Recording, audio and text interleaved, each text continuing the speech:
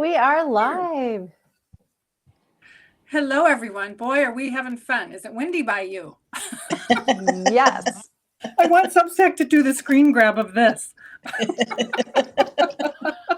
Anyway, here we are live. Substack, Blackbird Writers on Substack TV. Roxanne, hello. Thank you for joining us. Hey, Good Roxanne. to see you. Just in case you aren't aware, my name is TK Sheffield. Welcome to Blackbird Writers on Substack TV. Real writers talking about their mystery novels and the flock, the Blackbird Writers. As we say, no AI, just alibis. I'm TK Sheffield. I write stories for readers to laugh and escape. With me are my co-hosts Valerie Beal and Tracey Phillips. Tracey, take it away. Who are you? Hey, thanks, TK. And hi, Val. And welcome, viewers, to our Friday podcast. I am Tracey S. Phillips. I write suspense, thriller, and romantic suspense about fierce women who face their shadow side. I'm also the founder of Blackbird Writers, a group of 25 mystery authors who flocked together, and we share each other's news and help each other to navigate the publishing landscape. Today we're here to share some more AI-free news and tips for authors, because we are real authors. Val, give us a rundown of who you are. Yeah. I am Valerie Beal. I am an author of books for readers age 10 and up, inspired largely by my travels. I'm also a book marketing and publicity professional, because that's the kind of work I did before I decided to start writing books full time, because I like living in a fictional world better than the real world, I guess. So welcome, everybody. Glad to be here. Welcome, everyone. New episodes of BBW News on Substack TV comes to you every Friday at 11 a.m. Central. From our nest in the Midwest, we discuss issues in the book world, new releases from Blackbird authors, and our favorite things, which is my favorite segment. So, Tracey, take it away. Yes. What's new in the flock? In the flock. So we have news from a few of our members. Christine DeSmet has just finished book 3 in a new series in southern Wisconsin's rolling hills. The new series features a metal artist, as in works of art made from steel and copper, not the music kind of metal. Also, she says she shares her monthly newsletter, comes out soon this month, with lots of tips for writers. She has just posted a new quick fix for writers at her website, quick fix column. And this one is about how to use character mistakes as plot devices. So you can find her newsletter and quick fixes at her website, christinedesmet.com. And I will add that to the chat over here. Also, we have news from GP Gottlieb. She said she loved the LCC, Left Coast Crime, San Francisco, where she got to see old friends make new ones and moderate a globe-trotting mystery panel. The panel was about mystery categories and authors, and she also did author speed dating, which was exhausting, she said. I'm up for that. Author speed dating. Can you explain what that is? Yeah.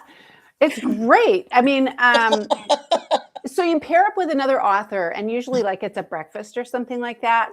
And then you go around to all of these big tables and you introduce your books and yourself to the people at the table, and you pass out swag and all of that stuff. And you have like 2 minutes to do the whole spiel between both of you. So it is like speed dating, and the people at each table get your swag, and then they can, buy your books if they want. I would carry a bottle of champagne for mimosas, whoever wanted to have the mimosa. And then probably cheese curds, what else, right? From Wisconsin. Yeah.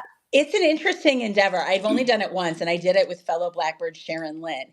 And she's a pro at it because she'd done it before. So I was glad to be paired up with somebody who knew their way around. And I also did that at Left Coast Crime a year ago.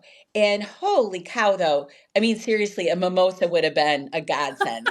Like, maybe for the first 5 tables, coffee, and then switching over to mimosa would have been great. But it's usually pretty early in the morning. At least it was. It felt early for me. Yeah. And oh boy, and you got to be on your game because you don't get much time, do you? Right? Are you chugging a couple of cups of coffee before you do it too? Because you got to be quick and on. Well, and Yes. you guys, I actually I had this for my favorite thing. It's coincidence totally, but I have this little bell that says "press for champagne." So I would wake them up, ringing my little bell, "press for champagne," so they remember me at least. Does it work? Does I know. Just That's what I'm wondering. Jeeves the butler show up with some beautiful champagne for you? Right? Exactly. I'd have to have the accompanying butler. Yes. That's hilarious. GP says that she is getting in gear for the summer release of Pounded, book 4 in her Whipped and Sipped mystery series. Her next event is at the Afterwards bookstore on Thursday, March 26th at 6 p.m.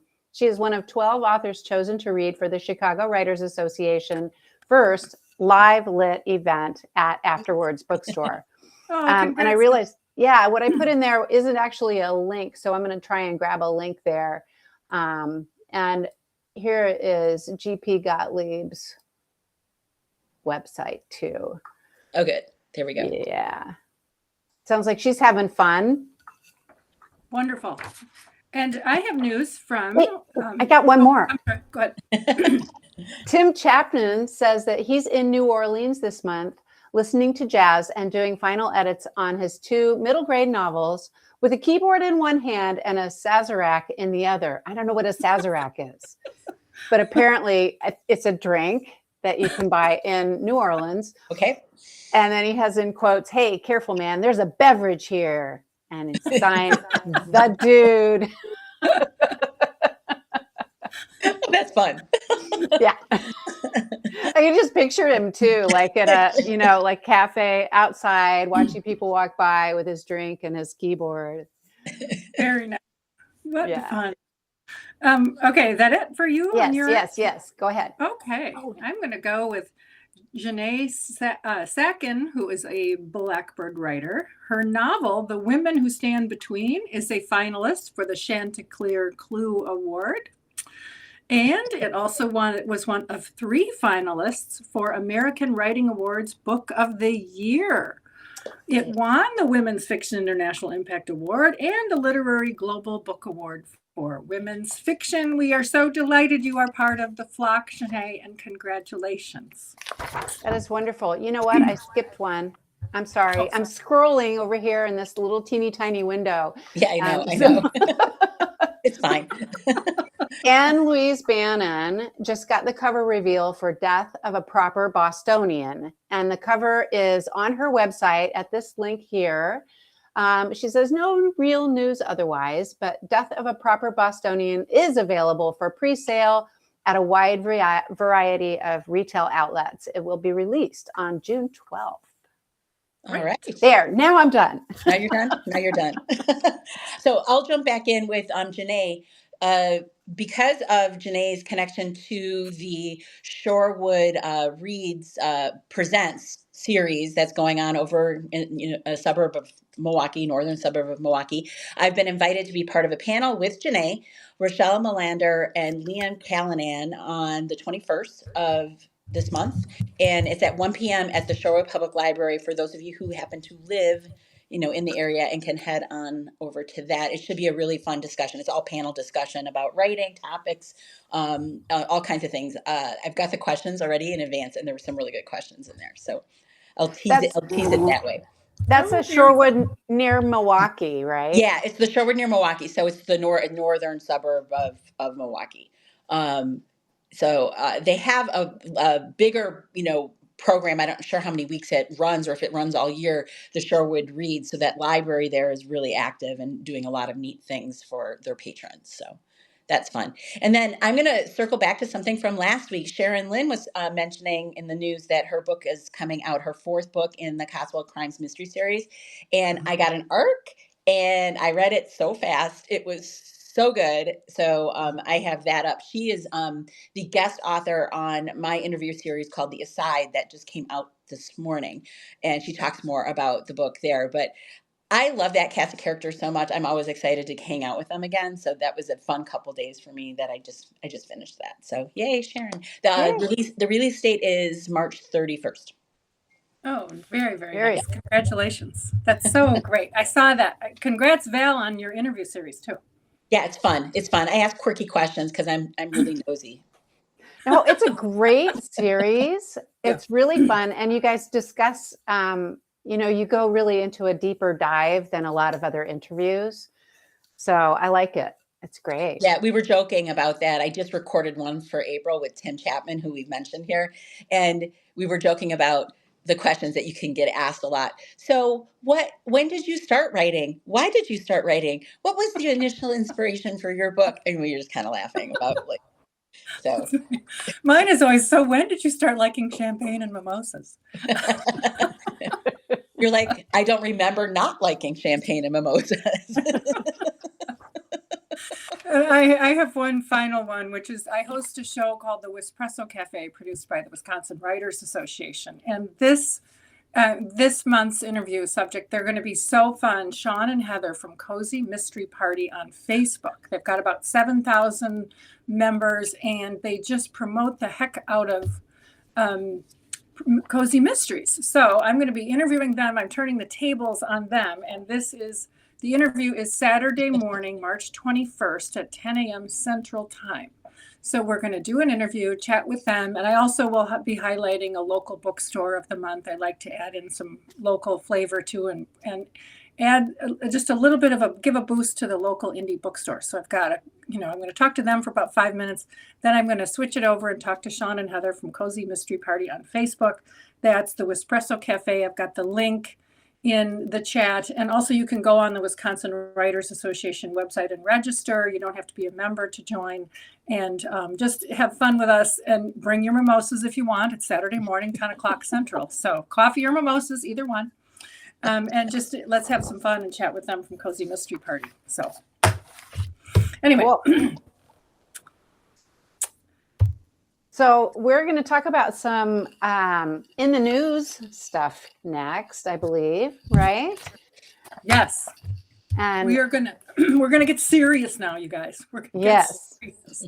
We're going to talk this month. We have talked so far about AI and how it impacts writing. Mm-hmm. And we have talked about industry subjects in the past. This time, we are going to tackle ageism in publishing. Does it exist? Has it affected you? And as a writer of a certain age, which the three of us are, give us your thoughts. I have a position, which is I'm not getting any younger. And Val and I have talked about this extensively. I'd like to say I'm a vampire, I'll live forever. I'd like to send the clock back. I can't. So I had to make a choice. I had an agent, and my work was out on sub, and I realized how long, the industry publishing window can be 10 years, right? It can realistically, if you look at some statistics, it can be 10 years from writing your first draft to getting the agent, to being on sub, to getting accepted, to getting your work published. Not always, but that can be a truism in the industry. And I looked at my age and I thought, no. Okay, so I'm over 60 and I had to take the reins of my writing career. Tracy, you take it away and tell us your story. Oh yeah, no, I totally agree with that. It took me 10 years to get, 6 years to get published, but then 10 years really to figure out what I was doing. And, and that's just it. I'm in my 60s and I don't want to wait 4 years to get a book published by the industry right now. I feel like I have a lot of ideas and I just keep generating more ideas. And I want to take the reins of my own career. So I don't think I've ever been affected by ageism directly, but I know other people have. What about you, Val? I purposefully, because of just the fear of it, took a lot of the dates and things off bio stuff for myself. And I took my awards for my first book, which was published more than 10 years ago now. I took the award dates off. So there was no point also from a marketing perspective to point out that that book was older, because it's not the kind of book that ages poorly. It's not like a nonfiction book that is very set in a particular time. I can't say that I have been affected by it other than me being proactive in the way you mentioned, Tracy, that I am not willing to sit around waiting for the slow wheels of the normal traditional publishing process to work their way through. I had an agent, and I look at that now as, a learning experience. Certainly it made the manuscript that was being submitted better because of the feedback that I got first from the agent, and then also the feedback I was getting from people, editors, who took time through my agent to send any specific feedback back. But that process delayed the publication of that book by 6 years because, I probably should have pulled the plug sooner on it, but you're hopeful, right? You finally get an agent and you feel like, oh gosh, I've got a partner now in this publishing process. But I have a lot of clients who are our age and older, and they're in the same boat. And lucky for us, I think that we just have good options now that aren't just traditional or very, very much vanity press. We have some really nice, solid, independent or hybrid publishing options that are very legit, and we still can get pretty decent publicity for our books if we do things right. So. Yeah. Right. I think it's interesting to know, though, that I joined the whole writing community in 2011. Mm-hmm. And back then, they were still recommending to send your SASE to agents, right? And send your manuscript via snail mail. There were not all agencies were even open to email submissions. And, right. So back then, self-publishing had a real bad rap. Yes. And luckily that a lot of that has really changed now. So I just wanted to, I want to say hello to our listeners, and especially Carol. Thank you. She's from Wisconsin Sisters in Crime. And so nice to see you, Carol. Thanks for joining. And also, I want to say Roxanne and Kirikin and also TL Johnson. Thank you, everybody, for joining us. We're glad to have you here on Blackbird Writers on Substack TV Live. The origination of this particular topic, Brooke Warner of She Writes Press. She has a great column on Substack, worth a follow, no matter who you are as an author. She has so much industry news, and it's helpful no matter where you are in the stage of your career. But, she has a great Substack article about, her article. It's called Writerly Things by Brooke Warner on Substack, and she addresses this issue about women, over 60s, and she has a sample of, survey about how people feel about it, how women over 60 feel about it, and the industry itself. So it's worth a read. It's called Writerly Things, Brooke Warner on Substack. And if you look at some of the statistics, readers over 40 complain that older women in fiction are portrayed as stereotypes sometimes. You've got most of your acquiring editors under 40. These are just statistics, right? This is just the nature of the beast. So I'm just giving that information out. Traditional publishers report more deals for those under 40, smaller advances for the newcomers. So it is an industry-wide issue that I'm glad that we just decided to take control of our careers and say, look, if it's going to be 10 years, I don't want to be 70 when my debut novel comes out. Right. I prefer, not there's anything wrong with being 70, but I would prefer to have that work out there earlier so I can celebrate it with other authors, and readers. So. Oh, thank you. Thank you for putting that out there, Tracy. Yeah, absolutely. I agree with that too. It's just, time isn't on our side. And I think, though, too, I wish I'd started writing when I was younger. But when I look back on that, too, I don't think I would have been the same writer. So I think I don't think I would have been as good a writer if I had started my career earlier. And I'm kind of jealous of people who have, they're already writing book-length things and they're just out of college or younger even, right? Because I think, oh my gosh, you have so many years in front of you, but that's just general, like being sad that you're the age you are. Maybe I need to embrace it, more and be like, Right. the knowledge that I have actually makes me a better writer. So I guess, Well, and Lee Child would agree with you. He did an interview recently and he said when a young person comes to him for advice about writing, he says, don't do it yet. Get some more life experience, do some more reading, go places, learn more before you write that first novel. Because to your point, Val, that's what he thinks. You don't know enough yet. You're going to be a different writer. So just wait and learn more before you tackle that first novel. I don't know. Yeah. Yeah, absolutely. Good advice, I think. And tell us a little bit, Tracy, your journey was 10. You were traditionally published and then you got your rights back. Yes, I did. I was traditionally published in 2019. So that was, it was 8 years after I joined the community. It wasn't my first novel that I wrote, but I kept writing through that time. I was also like figuring out my writing style. I mean, there's a lot that goes into that first publication. What am I going to write? How, what does my voice sound like? All of those things, not to mention getting your brand and your website and your presence online and building up a community around you that are supportive. It really takes time. Mm-hmm. Yeah, it really does. So anything else you want to add, Val? No, that's it. I just, I wish we could, I'm kind of remember the Hermione Granger time turner thing that she had? I want that. I mean, there's just so many things that I hope to accomplish, and there's only so many hours in the day. Right. And I think that no matter what age you are, writers feel that pressure to do all the things, especially if you're indie publishing, because you're marketer, you're also your production team, you're the everything. So, or you're at least heading it up. So I just wish I had more time in the day. And I know that we can't magically bestow that on ourselves, but that is my wish. Yeah. Perfect for Friday. Well, speaking of wishes, now is my favorite. On to our favorite things, my favorite part. All right, my favorite things. If you don't mind, I'll go first, but we can share the spotlight. I go to Sendik's Home. It's a grocery store near me that has this great home section. And I love looking at all the fun towels, the kitchen towels. And I love this one. And maybe someone will end up with this in a gift basket. I don't know, or maybe I'll just keep it. I think my problem is that I have really fantastic bad ideas.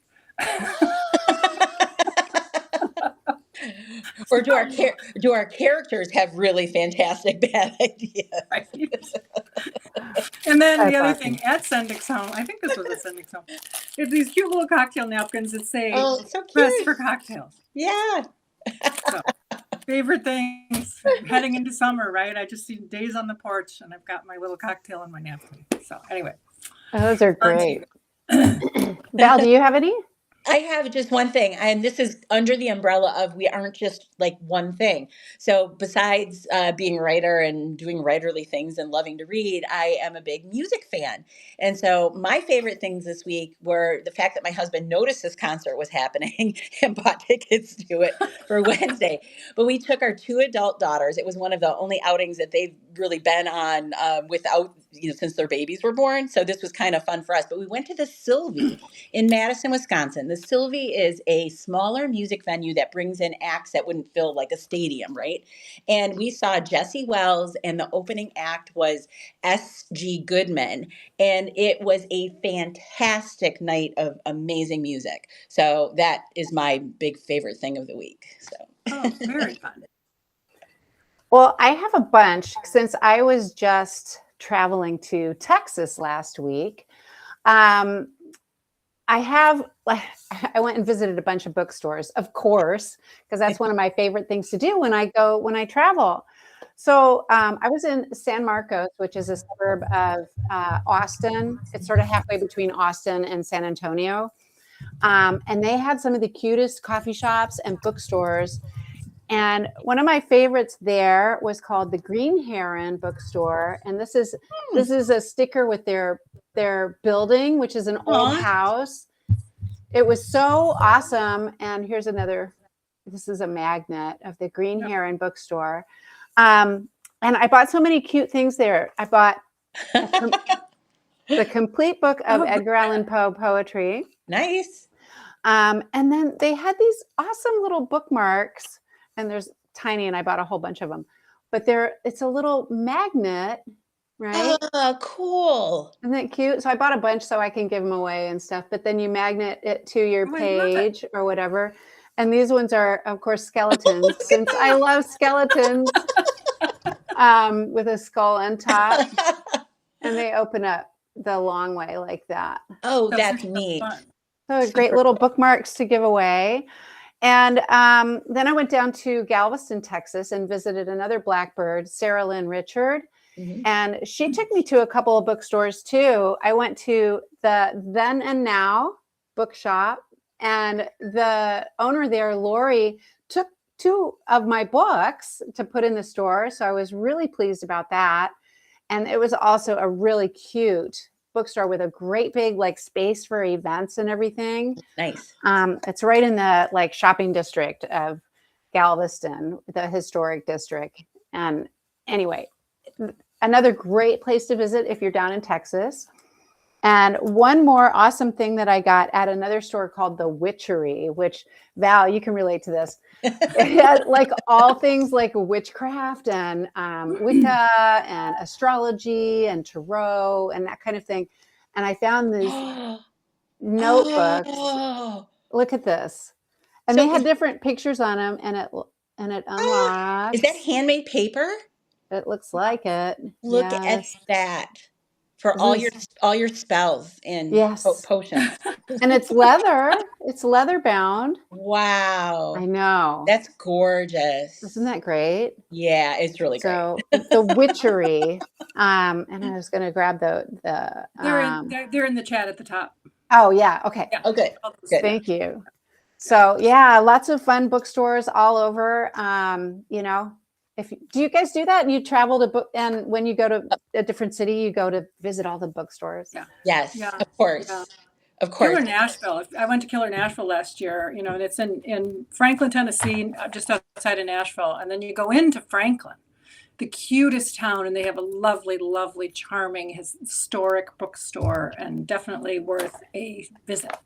Yeah, absolutely. Absolutely. The other thing I did, because I stayed at a VRBO, is I left bookmarks and stickers of all of my stuff on the table, just kind of splayed out. And this is so awesome. The VRBO owner texted me after I had checked out. I didn't know you were a famous author. Yes. Yes, I am. Really famous Thank you on, so on much. Substack TV. Absolutely. Yeah. Oh my God, I love it. I love it. So, Well, yeah. I neglected one thing, and probably this will work for signing off. Just remember, everybody, book lovers never go to bed alone. Love it. So we are the Blackbird Writers on Substack TV. We come to you every Friday morning at 11 o'clock Central, and we're so glad you can join us. Please return, please share, and visit the links that we've got for you in the chat. And my name is TK Sheffield, signing off for Valerie Beal and Tracey S. Phillips of Blackbird Writers. Thank you so much, everybody. Take care, and don't blow away this weekend. And I hope you don't get too much snow. Thanks. Bye.